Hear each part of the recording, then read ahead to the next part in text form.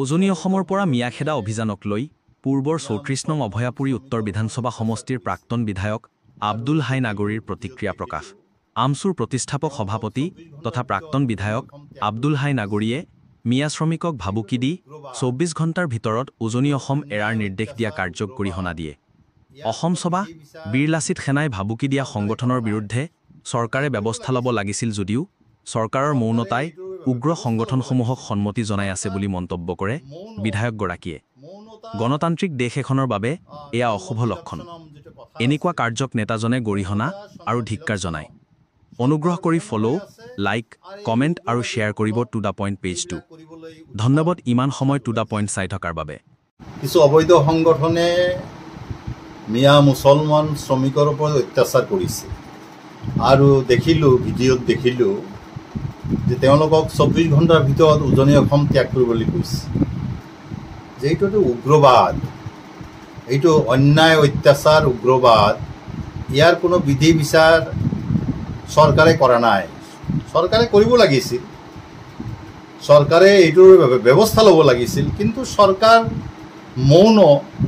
মৌনতা সন্মতি লক্ষণম যিটো কথা আছে, মৌনতা সন্মতি লক্ষণম, চৰকাৰ মৌন হৈ আছে আৰু এই উগ্ৰবাদীসকলক এইবিলাক কৰিবলৈ উৎসাহ যোগাইছে।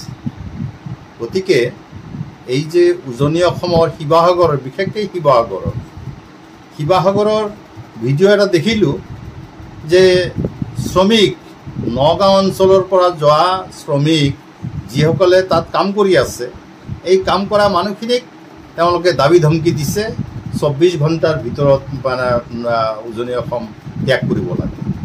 উজনি অসম তেওঁলোকৰ পৈতৃক সম্পত্তি নেকি? উজনি অসম তেওঁলোকৰ পৈতৃক সম্পত্তি নহয়। এই বিষয়টো চৰকাৰে হস্তক্ষেপ কৰিব লাগে, কিন্তু চৰকাৰে হস্তক্ষেপ কৰা নাই, মৌন হৈ আছে। আৰু এইটো ভাবোঁ যে চৰকাৰৰ নিজৰ ইচ্ছা অনুসৰি, চৰকাৰৰ নিজৰ ইচ্ছা অনুসৰি এই কামবিলাক চলি আছে, এই কথা বাৰ্তাবিলাক চলি আছে। গতিকে আমি গৰিহণা দিছোঁ, চৰকাৰক ধিক্কাৰ দিছোঁ, এই উগ্ৰবাদী সংগঠনবিলাকক ধিক্কাৰ দিছোঁ। তেওঁলোকে এইবিলাক কৰিব নালাগে আৰু কৰা উচিত নহয়। গণতন্ত্ৰ দেশত এঠাইৰ পৰা আন ঠাইলৈ মানুহ গৈ ব্যৱসায় বাণিজ্য কৰাৰ কোনো বাধা নাই। এইটো সাংবিধানিক অধিকাৰ। এই সাংবিধানিক অধিকাৰ সাব্যস্ত কৰিবলৈ যাওঁতে এই উগ্ৰ সংগঠনসমূহে তেওঁলোকৰ তাত লাচিত সেনা আছে বুলি গম পাইছোঁ, তাৰপিছত আৰু কি অসম সেনা আছে, তাৰপিছত কি শৃংখল চলিয়াৰটো কি সংগঠন, এইটো বীৰ লাচিত সেনা।